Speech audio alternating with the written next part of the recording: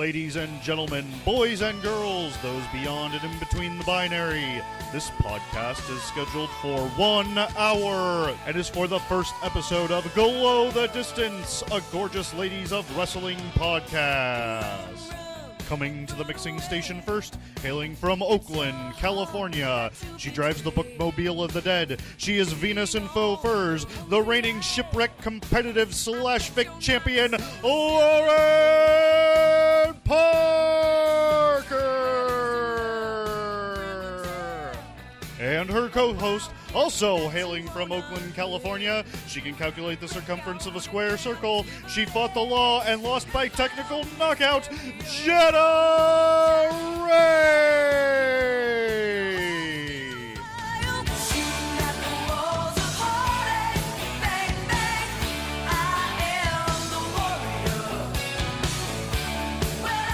Welcome to Glow the Distance. I'm Lauren. I'm Jetta. And we are currently wrestling. Yes. Right now, my sultry, toned thighs are wrapped around your sleek, tender nape. I actually have a giraffe neck. You just don't know. And it is currently being crushed between Jetta's thighs. Man, I'm hot and bothered. How are you today, Jetta? I'm good. We are the first, probably not the only, but the first at least podcast dedicated to Netflix's Glow remake. Yes. Well, so it's a fictionalized version of the Gorgeous Ladies of Wrestling series, which is the only thing that I know about it because I don't know anything about wrestling. Do I, Jetta? No, that's why I'm here. That's right. I decided. That is why I'm here with my thick, sweaty, toned thighs.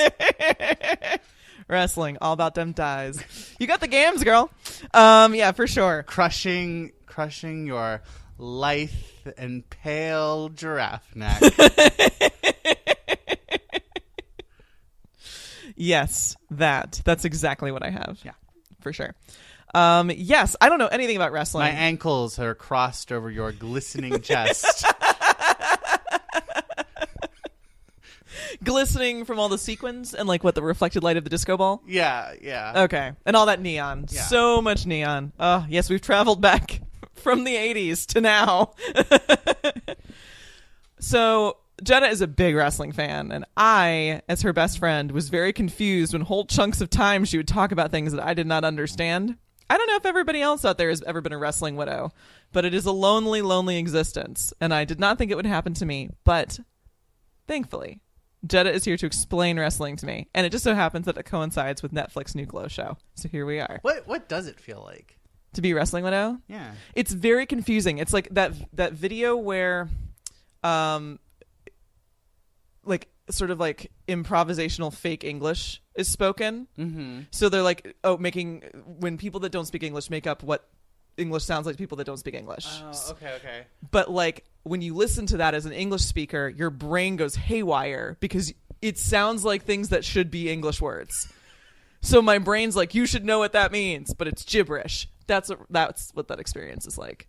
That was way more in depth than you were anticipating. No, I mean that makes sense. It's like when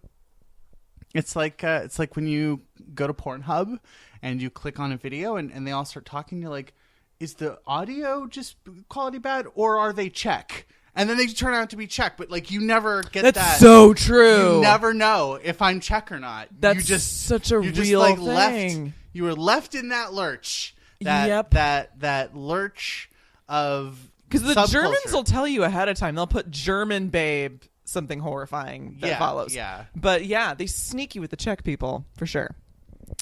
Anyway, thank you, Fraulein Foot Tickler.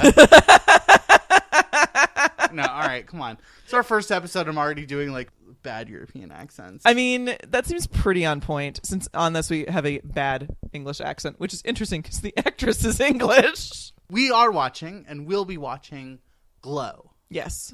Gorgeous Ladies of Wrestling, the Netflix series based off of the original good TV show, which I showed bits and bobs of to you. Mm-hmm. Yes, I've seen like a third of a match at this point if we added them all together because it's mostly like the 1.5 minute clips from YouTube, which are very poor quality. YouTube, get it together. But we've been struggling to find really good high quality stuff because we'd like to add commentary to matches. But yes, I found out that some of your favorite wrestling icons are Hollywood and Vine. Yes. And Mount Fiji. Yes. And other ones. Them too. Yeah. You betcha. Yeah. So I'm learning, and I'm open to new experiences. And so watching the show has actually been really, really fun because, of course, as like the writer and creative, like I don't know anything about wrestling. I don't know much about the backstory or kind of the infrastructure that's been in play. I've heard of Hulk Hogan through Hogan Knows Best, and I've heard of Triple H through boys in elementary school who I promptly ignored. But I don't know really anything else. And so this is kind of like a nice little like story and like hand-holding process into becoming a true wrestling fan. And wrestling does require a hand-holding process because the language and culture around wrestling is so complex. Mm-hmm. And, like, I mean, we literally have our own language. It's not like other hobbies. The only thing I could really compare it to is like, I guess like World of Warcraft, where like there's a whole subculture that like exists 24/7 around this thing. You know, like wrestling isn't just like you watch a thing. You know, it could be you just watch a TV show, but it's also like this whole other. You know, there's the social media component. There's like the theatrical component to it. There's the political component to it. There's like, I mean, a whole language. Like, you know, you can speak whole sentences that only make sense in wrestling. And when you have that, like, you basically just get this, like, whole other... I don't want to keep saying culture, but, I mean, basically, like, a whole... I mean, it's almost like a religion. It's like a really... It's a very elaborate and intense fandom. Yeah. And it's expansive, for sure. Yeah. But, like, yeah, like, when I and my, like, other friends, when we talk about... When we talk about wrestling, it's not always just like, oh, I like this wrestler. It's like, it's always like tons of like in jokes and subtext and like weird. I mean, honestly, it's like those like the Star Trek guys that only speak in like allegory or metaphor. You ever see that? They like land on a planet and then like some like reptile guy comes up and he's like, Shaka when the walls fell, or you know. This conversation was actually included in the beginning of a porn I also didn't understand. Larry and Dan at the river under the moon. You know, it's like that. And so incorporating people into trying to incorporate like non-fans into wrestling can be difficult because there's such a learning curve, which is part of why I wanted us to watch the show together, is because it really works to strip out all that insider baseball. Yeah, it's deep nerdy. It's deep nerd. Which is cool, and I'm excited to learn more about it. But we should probably lay out how the show is going to work a little bit. Yeah. You know, now that we've jumped in and we've totally like gotten our toes wet with just how passionate you are about wrestling and how I hope to be at the end of our run. But so we're going to recap the episodes of the Glow series as well as have a little bit of like insider explanation as to what is confusing to me and possibly non-wrestling fans. And then like a little bit of history and fun. We're also going to include a progressive caveat in which we get to spend only 1 minute, just a minute, freaking out about whatever problematic things happen because, you know, it's a television show, so we can't have nice things. And we don't want to go by not acknowledging things that are problematic and that come up. But we do want to have like a good time. And since, you know, Jetta and I are very, very immersed in kind of like political analysis, we wanted to make sure that this would be fun for all involved. So we're going to do a 1 minute progressive like caveat. And yeah, is there anything else that I'm missing, Jetta? Other episodes will have guests. Yes, that's true. This one doesn't have guests this time just because I wanted to make sure that you would wanted to do this. Because honestly, they really played close to the vest with the show and like what it was actually going to be about. Right. That's actually kind of been interesting too. Is that when I saw the trailer, there was nothing to go off of. Not really. Like initially, like the teaser was really, really, really like it was entertaining. Like because of course you had like kind of the montage of prepping and you know anything that's kind of like could be put to a Journey song is going to be like you know enticing to an American audience. But you know, it wasn't until probably the second trailer, which kind of came out closer to like when the show's release, that you kind of got a glimpse of what the show was going to be about. I didn't know if it would be a fictionalization. I didn't know if they were going to kind of like it was going to be biographical. I didn't have anything to go on. So that's it's been interesting. It could have gone either way. Like, actually, at first I thought it would just be wrestling. I liked the original Glow show and not have like a character component.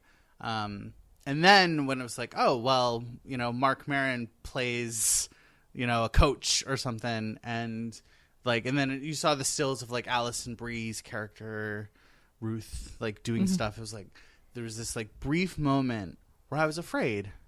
I was petrified, because I thought that this would just be like Kick or no, Body Slam. Body Slam's a movie. Kick is the band in Body Slam.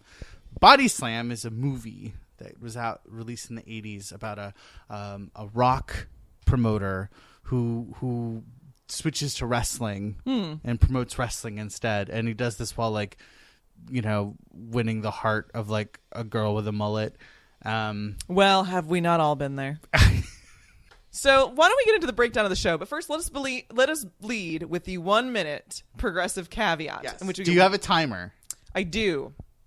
So I'm putting a minute on the clock. Minute on the clock. Ready? Yes. Go. I skipped over all the straight sex. Yeah, no. There were boobs there, and I didn't know why, which sucks because I love boobs. Then there also isn't as much body diversity as there was in the trailer, which I found really surprising.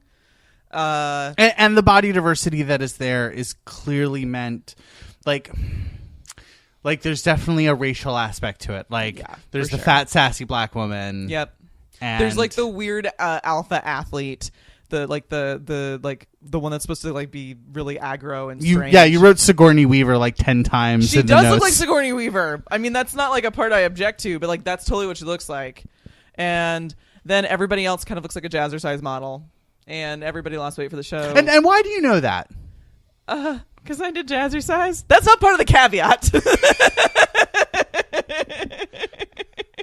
No, actually, no. I think that I need to gripe with you. 5 seconds. Having done jazzercise, it's just gentrification. All right, that was a minute. Okay. All right, so we got out all of our gripes and whines and complaints. Yeah. All right. So now that we are past that, okay.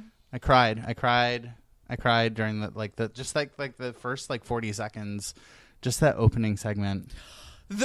So the credits are beautiful. It's gender. It's my gender. Interesting. Tell me more. It's just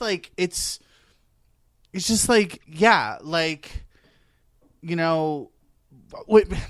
so if you can't tell by like the depth of my voice, I'm a trans woman.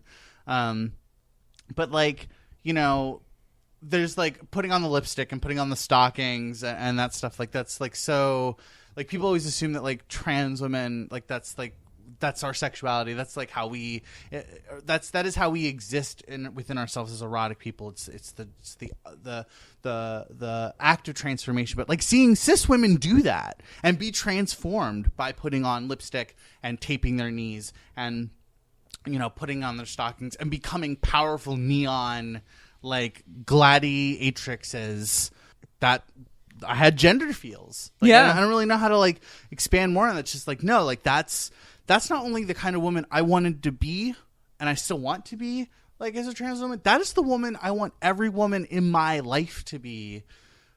Not because I'm like creepy and want to clone all of like my partners and friends into like a Robert Palmer army.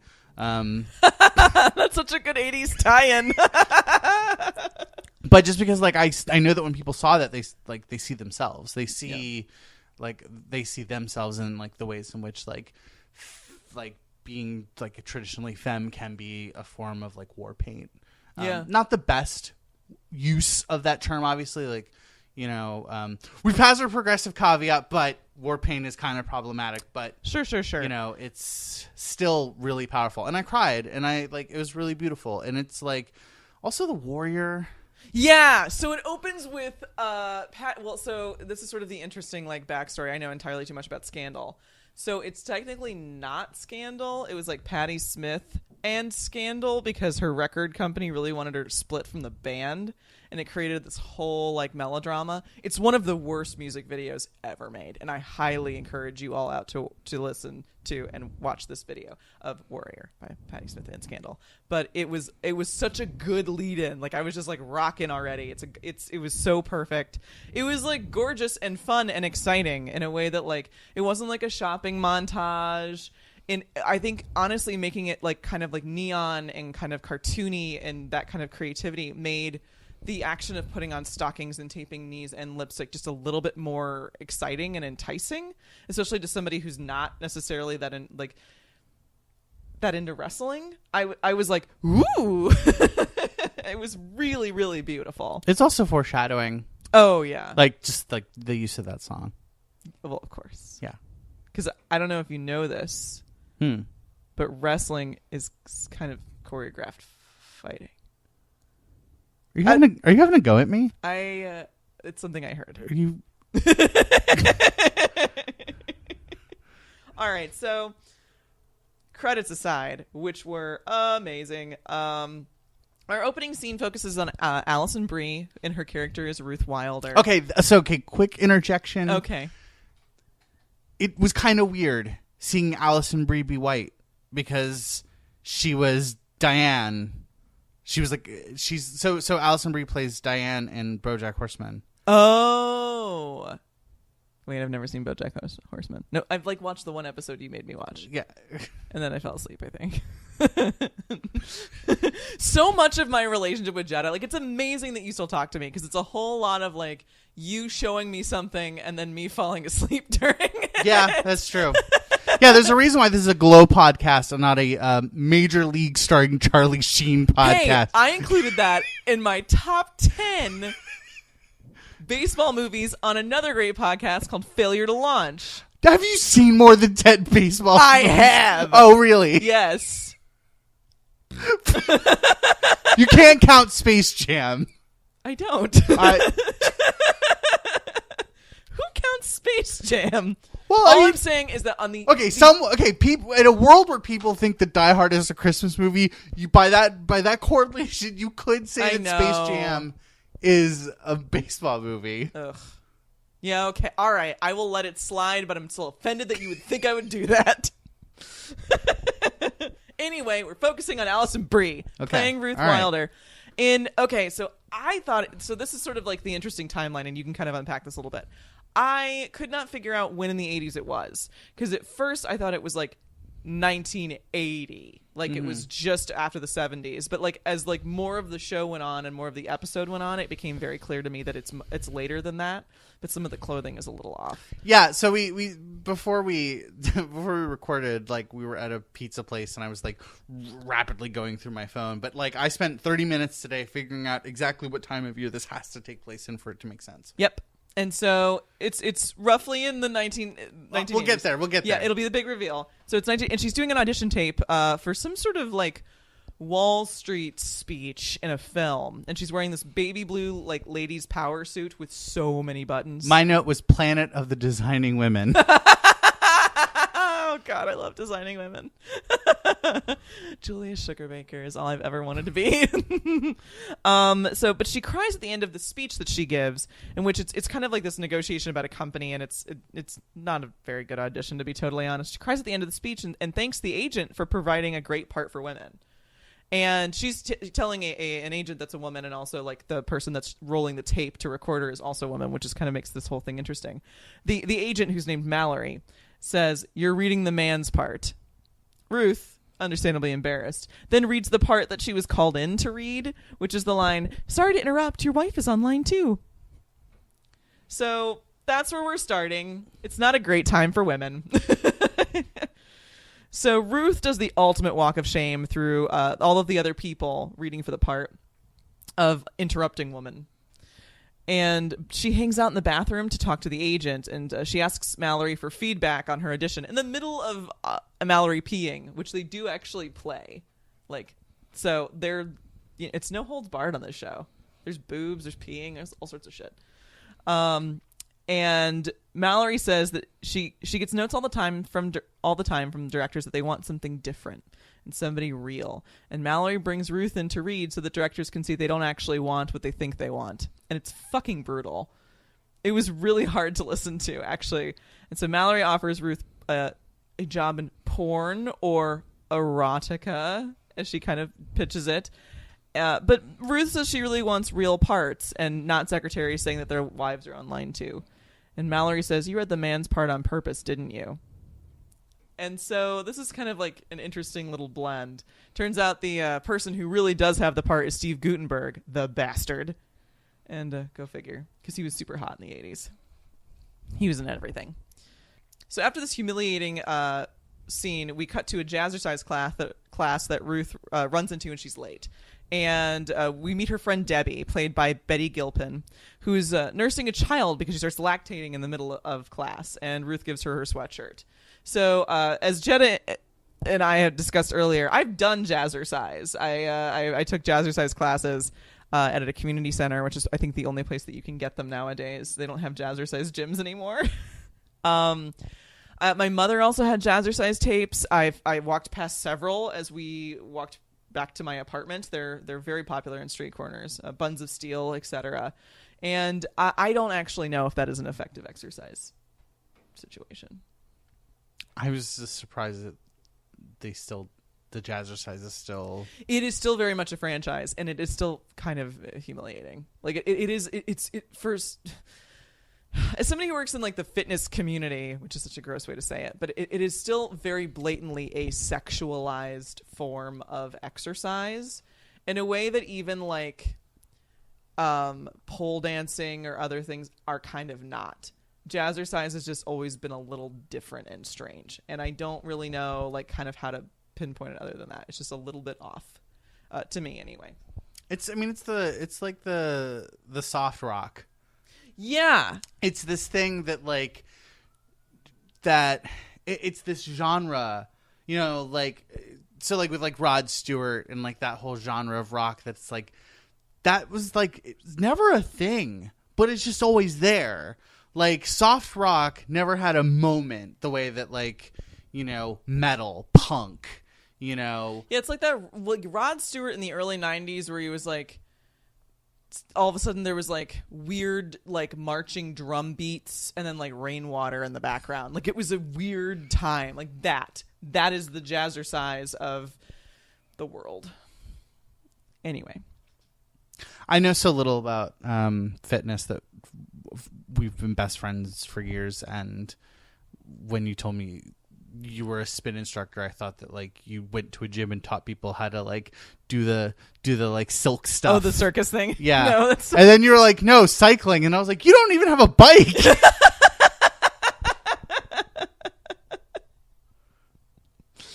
Oh, Jetta.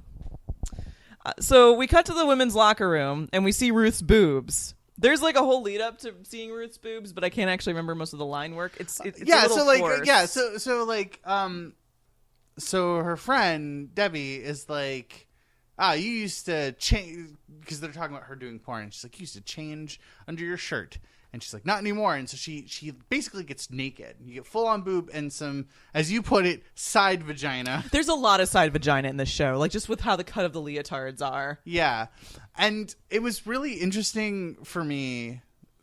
Interesting is maybe not a good word, but like it's like, oh, boobs and vagina. Like I feel like I shouldn't be looking at this because this is a thing that's clearly put in it for men, but maybe not. Maybe this is a test. Maybe I'm supposed to look at it because women's bodies are beautiful. And, you know, this is the like, you know, my side vagina only tells the truth and my sister's side vagina can only tell a lie. Like you have to just go forward and just like do the thing.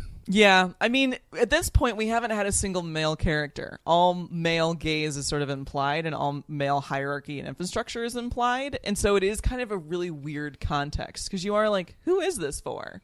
And and it was sort of a little bit of a strong-armed situation, but they are perfectly nice boobs. Yes.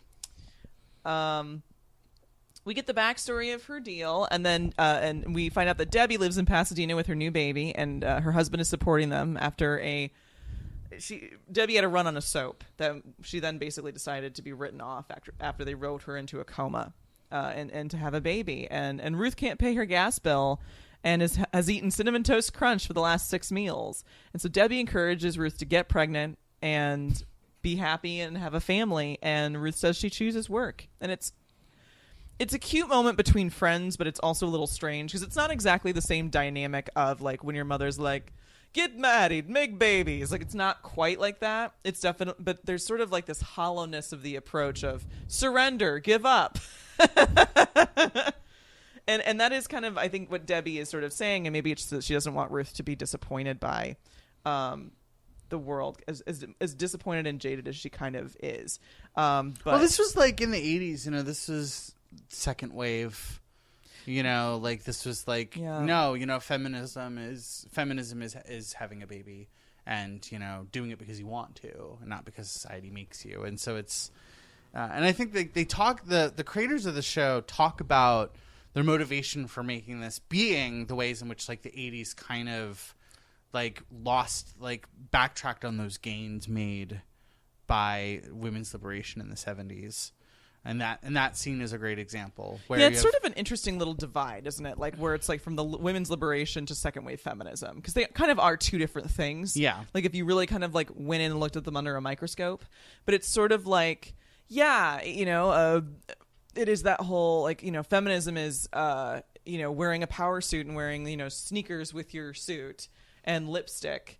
And not taking sexual harassment, but ultimately kind of still like keeping up traditional gender norms when it comes to relationships and family. So yeah, that's probably true.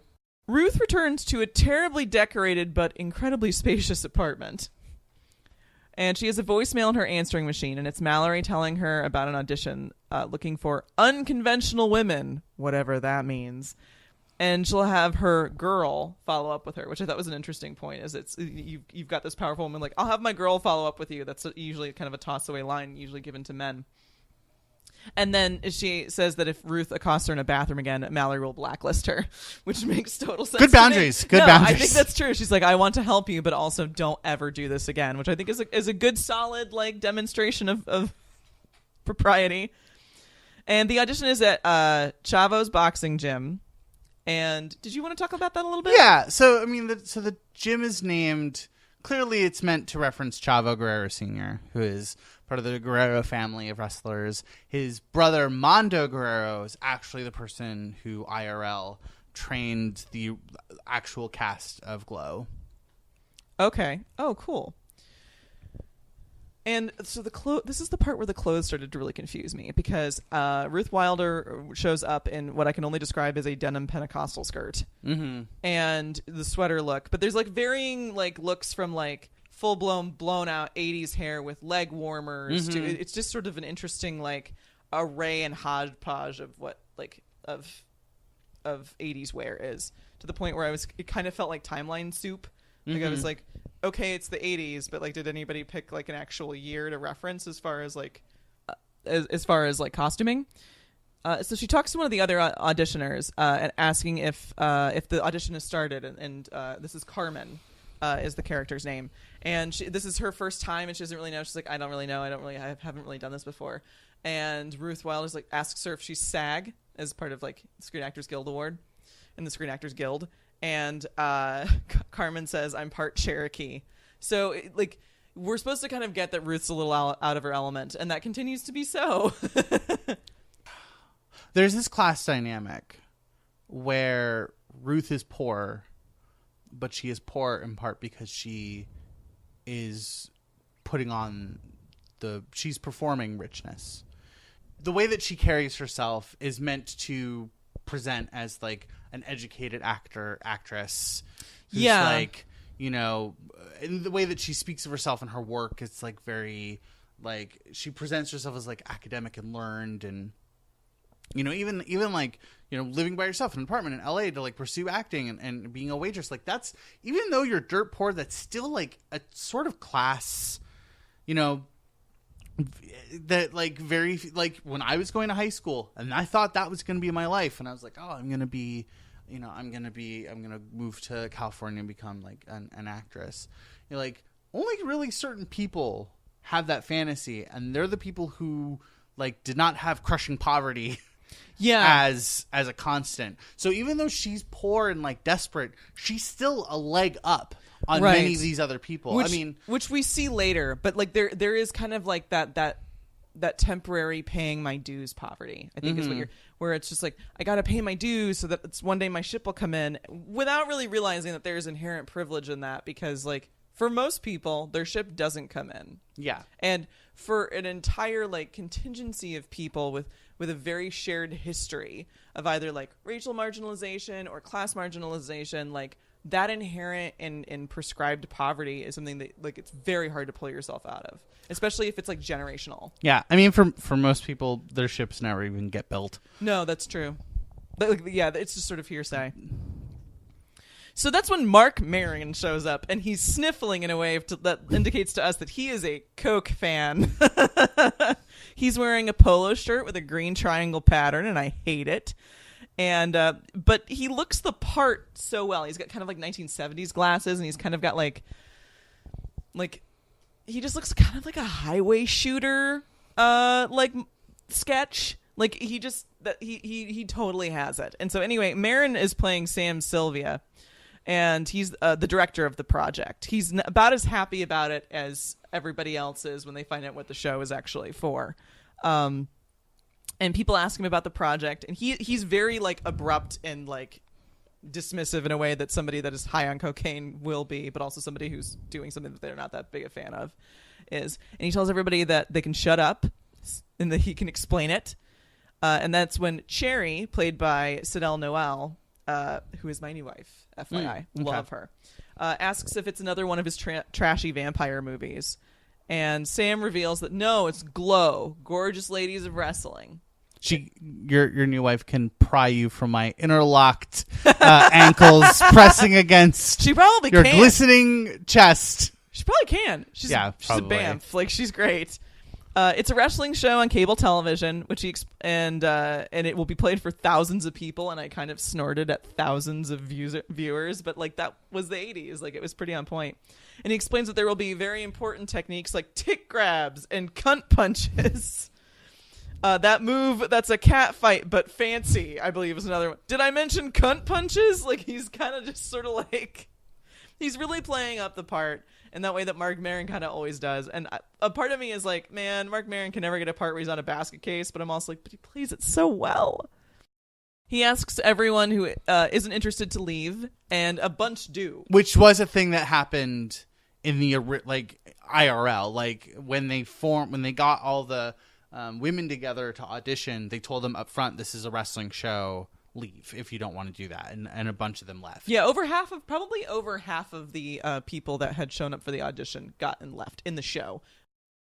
We will have fabulous guests on to give you like wrestling vocabulary, but in the meantime, the two words that we're going to learn now is we're going to learn shoot, which means not worked, and work, which means like storyline, part of the show. Okay. It's like fiction, nonfiction. Like one of the words is like a puzzle of the other. But so when I say like the shoot world or shoot life or someone's shoot name, that means like their name outside of wrestling. But like I think that their reasoning for doing that, both in the show and in shoot, was that in the like here in the mid 80s, wrestling was still coming into its own. Like wrestling was having an identity crisis, which we'll get to in that montage scene. But like wrestling was moving away from being more of a carnival, county fair kind of thing into the sophisticated cable endeavor. And I think that part of making sure the show happened was not letting people be put off by those prejudices. So I think that's part of like why they bring everyone in and then tell them this is wrestling. Yep. Okay. So after that, that's the first round of cuts. And so Mark Maron collects everyone's headshots and has them sign a waiver in the event of injury and death. And so he comments on each woman in a very Mark Maron-y kind of way. And so we see that we've got like some sort of like some sort of a 19-year-old spaz. One is supposed to be some sort of like kind of goth queen, and she just sort of hands him a crumpled up picture of a wolf. And then we have Karma, which you mentioned you would like to unpack a little bit. So one of the wrestlers in the show is played by Karma, or Awesome Kong, or Amazing Kong, depending. She's a wrestler. She's known because like she's one of the few women's wrestlers before intergender wrestling became more of the norm outside of like WWE. She was like one of the first women to really just like, she was so big and so strong that she could wrestle men, and it wasn't like she was sort of like China in that she was so big that she kind of transcended that like inferiority complex that men have about wrestling women. I mean, I went to a wrestling show this morning at a swap meet, and there was men wrestling women. Like it's such a normal it's becoming such a normalized thing. And it's actually really it's really cool that like they have a wrestler in the show, and like she's blending in, she's not playing herself. And she gets to kind of lead the audience through the world of like what a woman becoming a wrestler at that time would have been like, and it's like done in an authentic way. I mean, I think it's important that we have someone like Alison Brie, who's just like, she's sort of the Pippi Longstockings of the crew. Like she's like prim and proper and wants to do the right thing and do it well, and like kind of like, but she doesn't stay in her lane. So instead of like really being a good girl who follows the rules, she's like has gotten into her head that like all of these questions and all of these things, these like levels of defiance are about kind of like, are stands that need to be taken without really reflecting as to whether these are really big stands or like not. Ruth Wilder, like she dresses and acts like someone who joined a bird watching club because her boyfriend was in it, and then her boyfriend dumped her, and she was like, "Fuck you, this is my bird watching club too." Yeah. Like that's how she carries herself. That's actually a really good like call. Like she is someone who polices the snack table at book club. Yeah, that is her deal. And so we get kind of a little bit of vibe from Mark as he's like being an absolute asshole to all of these women, because he's praising them very much on their body, like kind of judging them on it. And so Cherry actually comes up to him, and Cherry and Sam, so that's Mark Maron's character, clearly have like this history that we're supposed to kind of like unpack. And he mentions that her resume gets thin after 1979, and she said movies got a little white after 1979, which leads me to believe that she was a blaxploitation actress. Yeah. But also, yeah, they did. One of the person that looks like Sigourney Weaver. So she's rather broad and she's kind of just sort of like normal looking. They make her out to be like, I throw things and I can throw people. Like she's kind of supposed to be like the aggro mountain, I guess, of the crew. We don't learn a lot of things about all of the women in the montages. They mostly just kind of like, we just get to look at them all for the first time as kind of like in their own frames. And we mostly learn that Sam is an asshole. Like, I think that was sort of what we were supposed to learn from this montage. We finally get to Ruth, and she's the only one with a professional headshot. And Sam asks her who the fuck is Strindberg when it says like she's worked on, and Strindberg plays, and she tries to explain, and he's like, I'm kidding, I know who fucking Strindberg is. I'm not an idiot. And so in that beat, we kind of get from Sam that like he is also kind of educated and also kind of in the know, but has just been so like beaten down and trashed that like kind of there's nothing left. And that is something about this show and this episode in particular that I find really compelling, is that it accurately reflects the trajectory at that time, because at the time you would go into local theater. Mm-hmm. And do local theater until someone noticed you, and then you would do commercials, and then you would do like film or television. Mm-hmm. Like we don't do that anymore. If you want to be an actor, you don't go and do fucking local theater. You do local theater if you live like in a place with like less than 50,000 people, mm-hmm. and you need something, and like you don't have a bowling alley. Basically, like now it's like if you want to be, if you want to be an actor, like there's just nonstop video all the time. So you just have to learn how to be an extra or, find a way to be an intern on something. Mm-hmm. But like that moment, like it was actually kind of painful for me to like, Sam Sylvia is like a painful character to me because like that is like so many people I know went into like, sorry if you hear any extra noises. My cat's knocking things over. Part of what makes this show like emotionally painful for me, on top of the fact that it's about wrestling, which is the purest thing in the world, is that it's just that it like reflected that like really fucking like tragic, self-destructive, nowhere fucking like life path of like doing Strindberg in like local Omaha theaters, hoping that at some point you'll get to be in a Charmin commercial. Yeah, and what I've kind of read into this pilot, which I kind of like, and I hope that it continues, is that Sam used to be Ruth. He used to be kind of like educated and have that kind of like panache and kind of have that zeal and that passion about his work, and he's sort of like had it depleted, and now he's the director of Gorgeous Ladies of Wrestling instead of making his trashy vampire movies, which he loves. And cares a great deal about. And so I think there's kind of like there's definitely like tension between these two characters, but that's kind of how I'm reading it, is there's a relationship there. Ruth has some sincere questions about the show and whether it's a real part. And to be fair, her analysis is that wrestling is a sport with costumes, which I thought was pretty on point, actually. It wasn't like super disparaging against wrestling, but it does kind of like point out that it's sort of viewed as like it's a body event. It's not an actual like part event, which I think the WWE has kind of transitioned out of that and made it much more like verbally theatrical in probably the last 20 years. And Glow's responsible for that too. Glow at its heart is a cabaret variety show with wrestling trappings. Right. So Sam says to her, "Do people think you're pretty?" One second I'm like, "Fuck yeah, she's hot." And then, I don't know, you got a face that just changes. And that's awful. Again, Ruth's getting beaten up on all sides. And he comments about how she has a terrible name, which is kind of true. And he's just sort of overall a shit to her.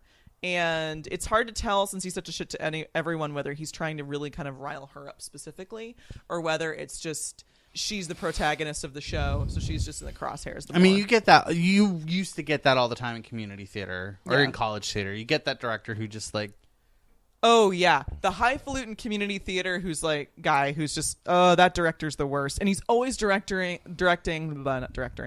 mostly directing Merry Wives of Windsor, in which he tells you as like the walk on stage prop handler that you'll get comedy bits, but then he realizes that show is 3 hours and cuts any of it. No, that never happened to me. It's fine. I hate you, Tree City Community Theater. This is called shooting.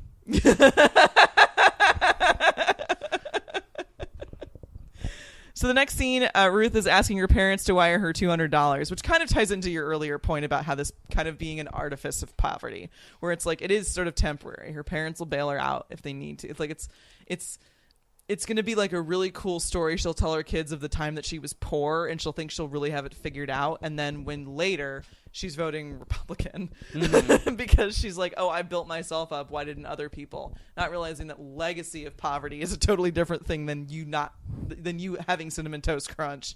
But anyway, that's another tribe for another day. Progressive caveat. She swears it's the last time, and she's clearly leaving it on a voicemail, so she's not even talking to her mom or her dad, which is sort of like that shame-based, bailout plea. And there's a knock at her window, and it's this gentleman in a white coat that's like pushed up to the elbows, which is very 80s, slides through, and I guess he climbed up a trellis, and it's established that they've clearly had some sort of sexual encounter at one point or another. And she says, "Oh, you're here to cheat on your wife again." It's kind of it was like, oh wow, well this scene just got dark, and it looks like they hooked up at a party and he's married, and she kind of gave the speech after having quite a bit of free alcohol that there are always the shiny people that get everything. And then there's the rest of us that have to come to these parties and get invited to watch them get everything. And we deserve things too. We deserve attention.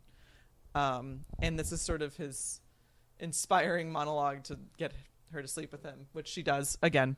And then we see her boobs again, which it makes a little bit more sense in this context, I have to say. But it's sort of like an awkward sexual encounter because, he's talking to her and he says a line to her like, "You're the most real woman I've ever been with," and she hates it.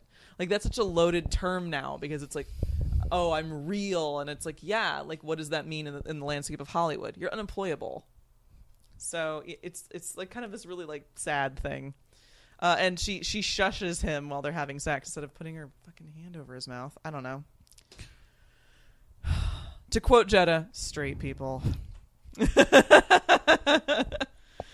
Sam is giving people instructions to audition moves and will be cutting people at will. This is the next day at the gym. And we have the wrestling coach show up. And so it's Salty the Sack Johnson. Salty the Sack is played by Johnny Mundo. So Johnny Mundo used to wrestle as Johnny Nitro with WWE. He was part of a trio called M&M, Mercury, Nitro, Molina.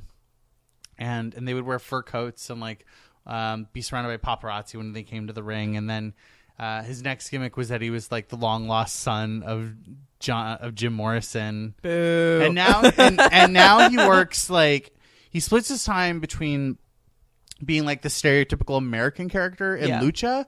So like he wears American flag tights and is like super jingo, but he's the heel because it's in Mexico. Right, for sure.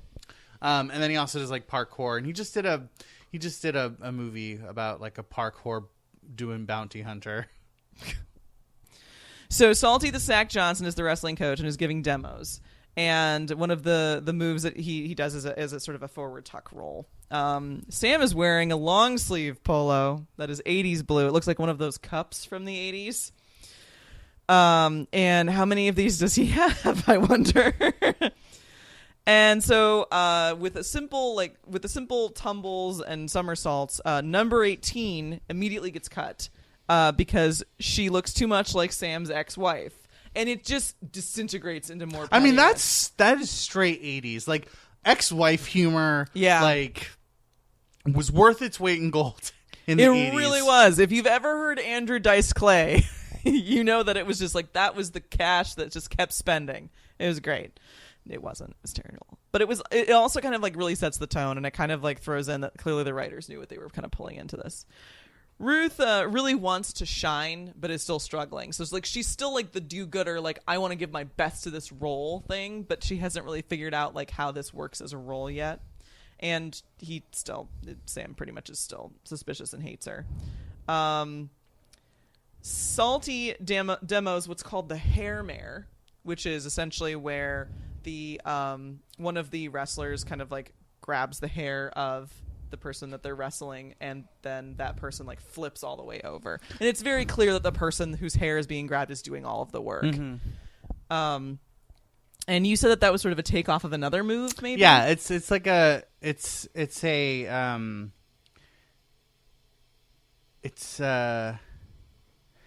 tab soda of the Snapmare. Okay. Also known as a Snapmare takedown. It's a very basic wrestling hold. And something I do like about the training sequences is that, Salty isn't like condescending. Like he's not condescending or demeaning. He's just like, all right, here we. Yeah, if anything, he gets annoyed at Sam for being condescending and demeaning. Yeah, like he still cares a little bit. Ruth wants to build a scene out of it because she wants to have motivation and kind of demonstrate her stuff. She's still trying to make a part out of this. And she says that it'll help her stand out. So she tricks her wrestling partner, Carmen, into it, who's just sort of like poor and unsuspecting and naive. And it's painful to watch, actually, where she like creates this whole like Les Mis scene, which she stole bread. Like she's not very original with her origin stories. And Sam makes the pair of them kind of fight it out and say, okay, you're both cut. And then He's like, no, I'm feeling generous. Both of you, tell me why I should pick you over the other one. So Ruth, gives this whole thing of, I'm a real actress. I'll make you believe everything, even if it's just hair pulling. I'll care, more than anybody else. And then Carmen kind of like lays down the smackdown that she's Goliath Jackson's daughter. And I originally thought that was supposed to be Andre the Giant, but might be because that's the only other big wrestler I know. Yeah. So let me put on my glasses so that I can then push them up on my face. Okay, so it is referenced that Goliath Jackson has two brothers, Sons, actually.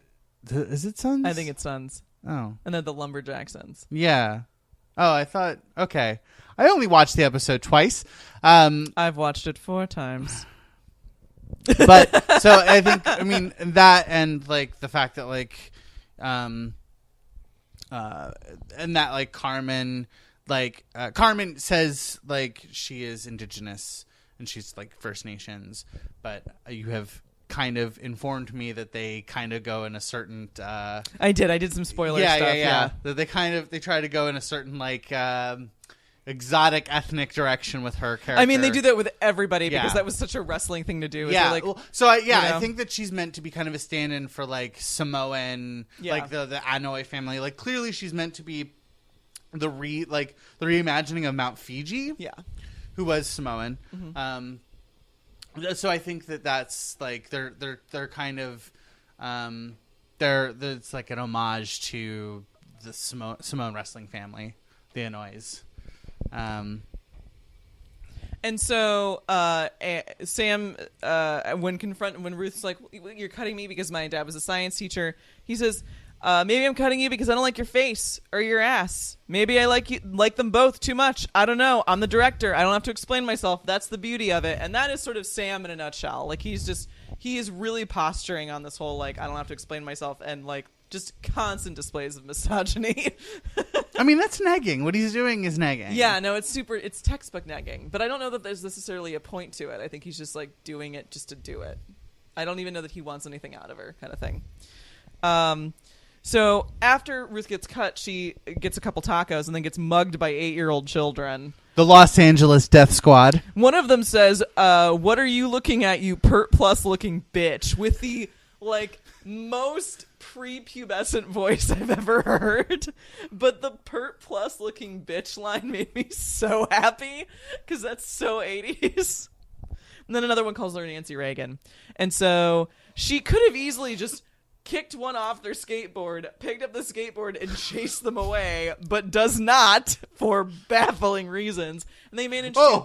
Only! Okay, yeah. She could have just, why fucking get the taco knocked out? You could have just, like, fucking, like, done a jump kick on a kid and then break his neck and then swing him like a bat.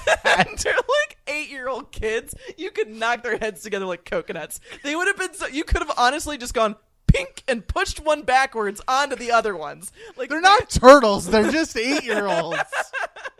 In fact, they're worse. Like they have like knees still. Like they get back up. Like an 8-year-old has more knees than you do. You should just run.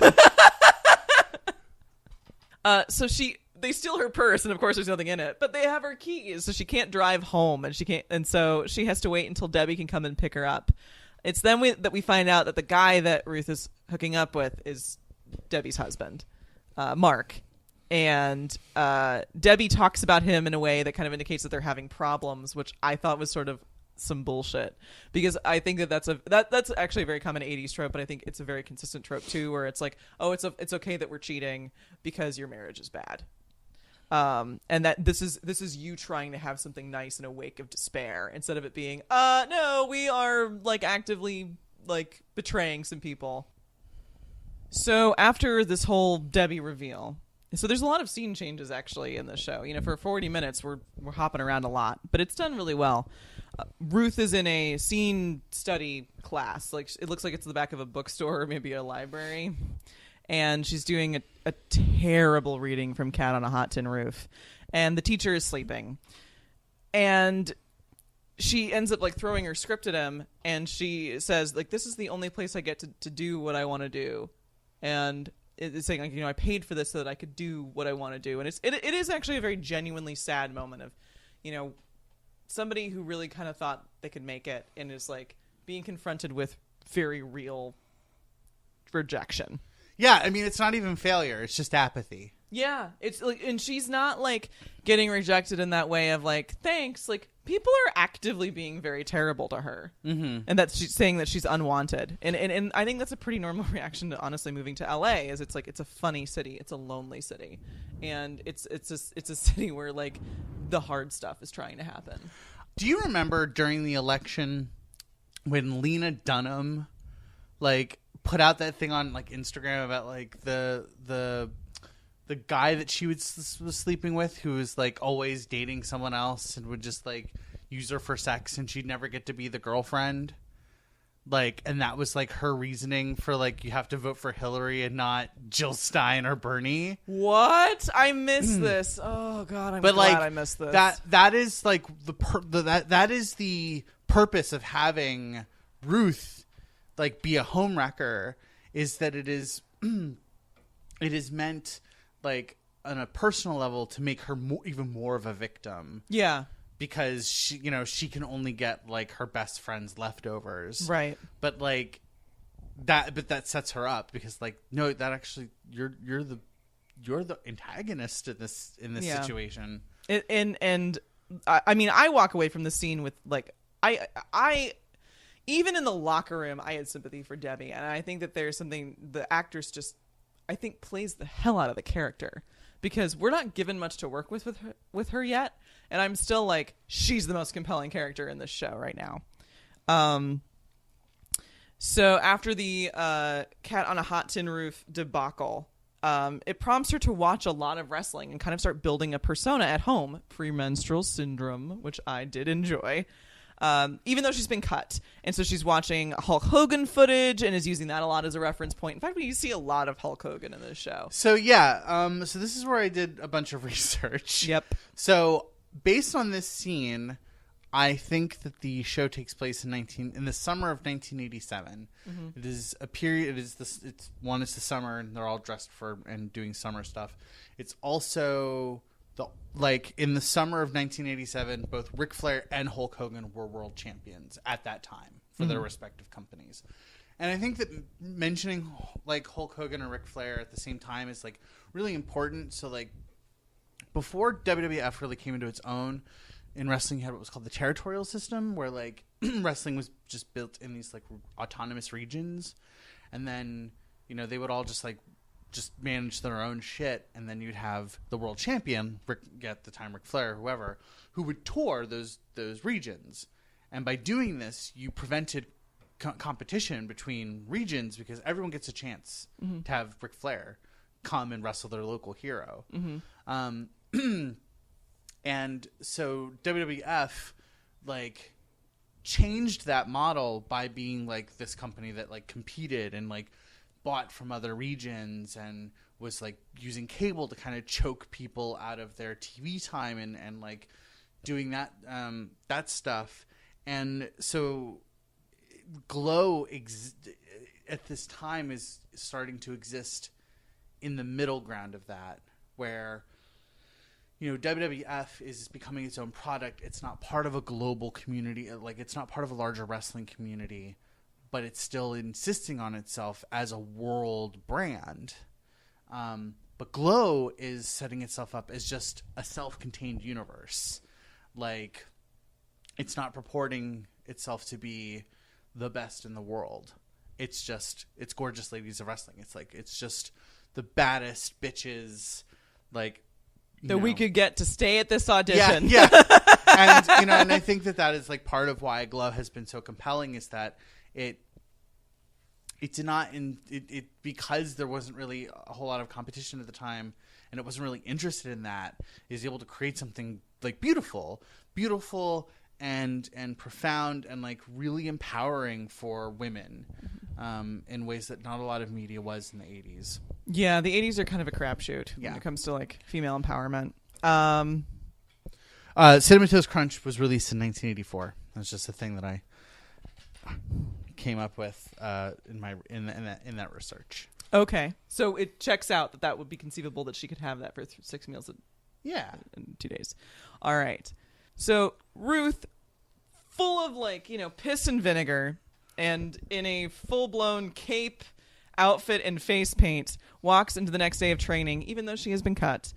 And Sam has just done a very large line of coke. She then parades around the ring, and Sam is watching her, and she's like, "You're wrong about me." And he's like, "I doubt it." And I think they're both right. And she's parading around the ring and kind of posturing, and you can tell she's losing confidence in the bit as it's going in a very human way, but in a way that was so hard for me to watch. It was excruciating. The first time I saw it, I was like, oh no, oh no, oh no. But she's lifting the stool over her head. And she's doing that scene from a cat on a hot tin roof, but doing it as a wrestler. It's just like, I feel all the time like I'm a cat on a hot tin roof. It is so much here like to save that. you and you and you. From evil. No, honestly, that's like the first time watching it, it's really difficult. Yeah. Because, secondary embarrassment is an evolutionary response. It is and it's just that hard pounding in your chest. You're like, oh god, oh god. But I mean, at the same time, if she did that now, she would kill with it. Yeah, no, absolutely. No, yeah. That would be like a Tim and Eric sketch. Yeah, totally, 100%. So as she's kind of demonstrating this bit that she's put together, Debbie thunders in wearing galoshes and gardening pants. She kind of looked like Jane Goodall, actually. And she's got a baby, and she's just like, "You cunt." And it's displayed that she's found out that Mark and Ruth have hooked up. And cunt is said a lot in this show for a Netflix show. I've seen a lot of boobs, and I've heard a lot about cunts, and I'm here for it, but I have to know where it's going. She accuses Ruth of sleeping with Mark. One of the other wrestlers, actually Karma, kindly offers to take the baby and then gives Ruth just the dirtiest look. That's like the waspy or suburban hold my earrings. Yeah, totally. Yeah. Hold my beer. Hold my baby. And Debbie gets into the ring to confront her, and she slaps Ruth across the face, and then she takes this pause, and she's like, "I don't know what I'm supposed to do." And Ruth says, "Let's just go somewhere and talk." She's like, "I don't want to hear you talk. I want to kick your ass and I never want to see you again." And we get to watch these two women not know how to fight each other, and it's been one of the best and most hilarious fight scenes that I've seen since Bridget Jones 2 Edge of Reason, in which two Eton educated British guys push each other around in a fountain. It's phenomenal. Skip most of the movie, but watch that. Debbie doesn't really know how to fight. Ruth is trying to escape, but Debbie is pulling her back in. It's amazing. And then we kind of cut to the vision of Glow, where Sam is watching this and he sees it. He sees Debbie as the good girl, as the Disco Koopa, or Disco Bowser. She's got these golden spikes, and she twerks, but she also prays. It's just there was that weird and she definitely that wasn't even twerking. That was just pussy out. Yeah. It was just and it was great. I was there for it. I was super into it. But it was kind of unpacking Glow is very homoerotic for women. It's very sapphic and very lesbian oriented, because let's be honest, that was that was a very intentional move. But I would also like to point out that if, women wrestling women is gay, would that not reverberate back to kind of the implications of male-on-male wrestling, which a lot of wrestling fans in possession of toxic masculinity would have really big problems with? And so there's kind of like any sport, I think, and I think that's just sort of sport culture. I'm going to quote a photo that I have saved on my phone. Mm-hmm. Comrade, we have this thread every week. Real talk, real talk. Toxic masculinity is toxic. You're right. Should have put it in the caveat. We're done. But, we see kind of them fighting, and Journey's Separate Ways is playing, but I don't think Journey's actually singing it. It sounded off. But and you see them fighting and kind of like it's all lit up and they have beautiful costumes, and you kind of get the vision of what Glow is supposed to look like, and the crowd is cheering. At one point they're chanting "You suck" to the person who's being pinned, and Sam snaps out of this incredible fantasy when Salty the Sack Johnson asks him, "Sam, do I call it? Do I call the match?" And Debbie has Ruth pinned. And Sam says, "Yeah, go ahead and call it." And he does the count of 1, 2, and then that's the end of the show. It was great. Okay, so I need to talk real quick about how great that fucking scene was. It was so good. Okay, no, just like the fantasy scene. Yeah, right? yeah. Okay, so that's what okay, all right, sorry. I'm standing. I'm actually standing. I was sitting. Now I'm standing. I just want to just kind of set the stage. That's why the air elevation sounds different.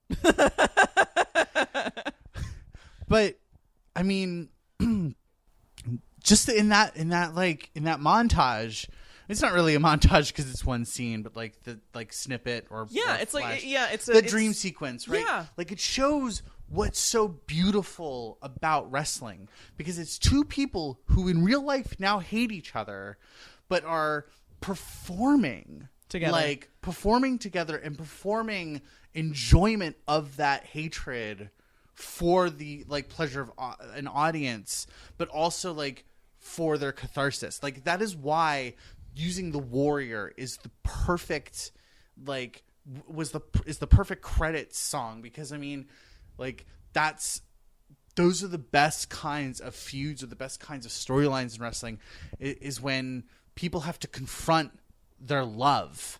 Like the best storylines are about love and betrayal, and these relationships, these friendships break down, and the only way you have to communicate is fighting. Yeah. It's so primal and it's so stupid, but it's still something that is really compelling and really resonates and rattles something in us, some primal kind of fucking baby Neanderthal urge. Mm-hmm. And that's what I love so much about that scene, and what is really excites me about this show is we're going to see these two people who loved each other and now hate each other and have to kind of commodify those feelings to survive. And it's so cruel and so awkward, but also so real. I think there's also a little bit of the audience as Ruth going on, where it's we're supposed to feel like Debbie and Ruth are the same level of bad person, because Debbie's in this marriage and she was doing it because her show wasn't working out, and she at one point calls her husband fat, and isn't that terrible? And it's no, she's Ruth's a homewrecker, she's the worst. So Jetta, how do you feel about the pilot? I said this on Twitter and I'm going to say it again. I think it is the best piece of mainstream media that I've ever seen on wrestling. That's not specifically about wrestling. And I'd even put it over something like The Wrestler, which did a great job of showing the human cost of wrestling. Mm-hmm. But I mean, this is something that encapsulates the joy of wrestling, the joy and the heartbreak and the anxiety of wrestling. It's something that shows why wrestling is fun. Wrestling is fun because we're all small, we're all feeble, and we're all afraid, and we're all, we all just kind of stumble day to day, and we feel so we feel so impotent and afraid and alone.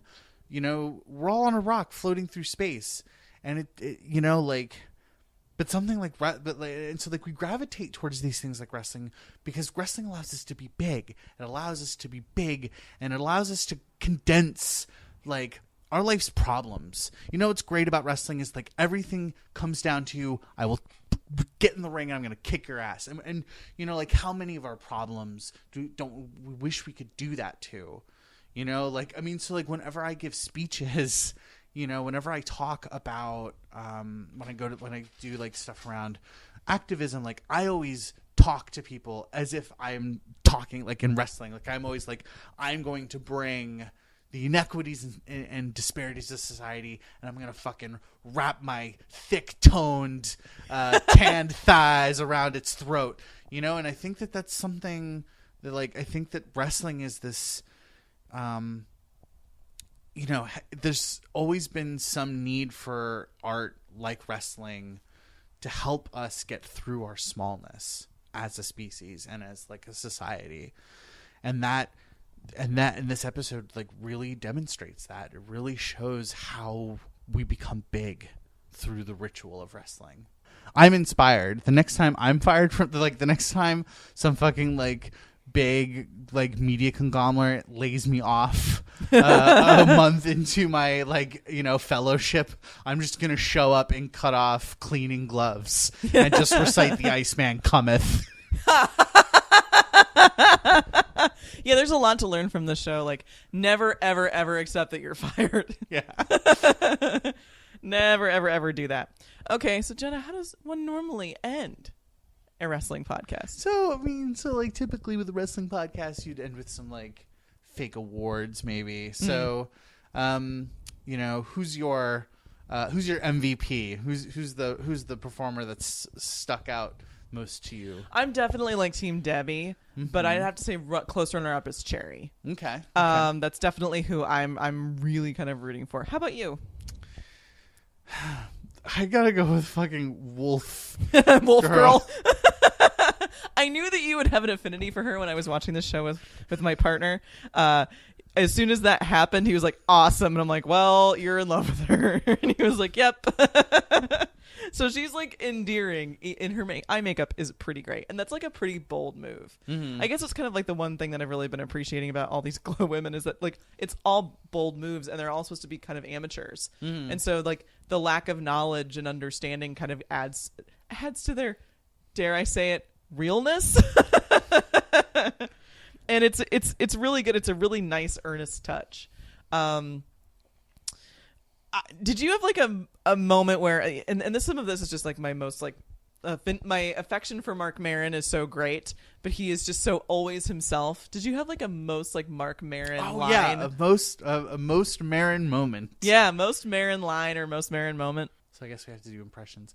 Always. Okay, all right. So here's my impression of Mark Maron. I don't like your face, or maybe I like it too much, or your ass, both. I don't know. Yeah, no, that's pretty dead on. And like when he's negging her is actually like when we find out the most about him, which is only okay because he's not the main character. Yeah. If he were the main character and that happened, I would want a truck to just like plow right through that gym and take him out right there. All right. So what's your most Maron moment? It would have been that one. But I think honestly the most Maron moment was when he said, "You were 18. You remind me of my ex-wife. Bye." And typically with wrestling podcasts, you pick a match of the night, but I guess there's only one. Yeah, that's true. We'll have more as that comes. All right, whose character are you most interested in seeing develop? From a wrestling perspective or from a Glow show perspective? Wrestling perspective. Okay, so I think that like I really want to see Cherry in action because it's like she's got this whole backstory of being a stunt woman for blaxploitation films. I really want to see what she could kind of do in the ring, and we kind of saw a little bit of that. Like she was really, really good on a lot of the moves, and I know that the actress is a former athlete in real life. She was a track and field star, so you know I'm really excited to kind of see what she can do. But also Wolf Girl, like creative. She at one point when they do the hair pulling thing, she like attacks the person that does the move and then like growls all over the place and pins her, and Mark Maron's like, creepy, I like it. I have said that on dates. Yeah, no, I know. Yeah, for sure. Yeah, I thought I was like, Mark Maron is frustrating in this, but also he'd probably fit right in with all my group of friends. I'm really excited to see more. I mean, of course everyone is, but like I'm really excited to see more of the stylistic wrestling, like in the dream sequence. Because yeah, just like I want the production value to go up. I want to see what everyone. I don't know. I want to see what everyone's like what everyone's bigness is. Yeah. Like what everyone looks like when they are big.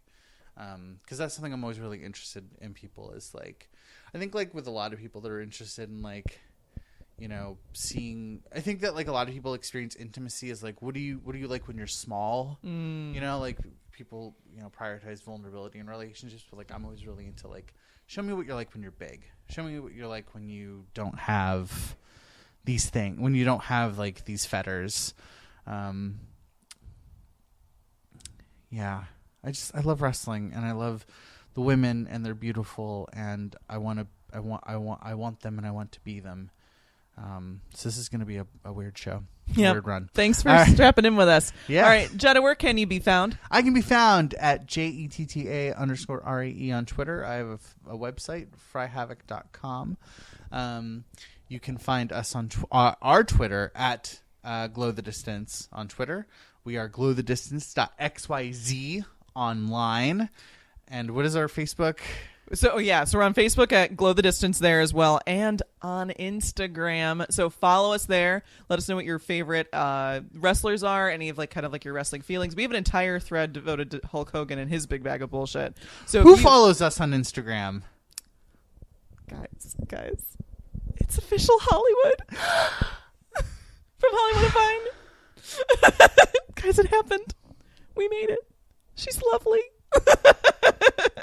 But you should follow us too and like be like part of the fan club or whatever. But if you have feelings about Hulk Hogan, we have an entire thread devoted to that. Please do contribute to that, since I do from like a journalism perspective, and we're planning on covering the new Gawker documentary later on in the season because it sort of relates to this. So we're excited to have like new guests and new things coming up. You can find me on Twitter at Lauren Inc. INK. I have a website, laureneparker.com. I have a Patreon where I write things. Help me pay my vet bills for my cat and for my apartment. And just reach out. Well, Jetta, did we manage to glow the distance? I can say, having been on the ground in the field, we are all champions in the ring.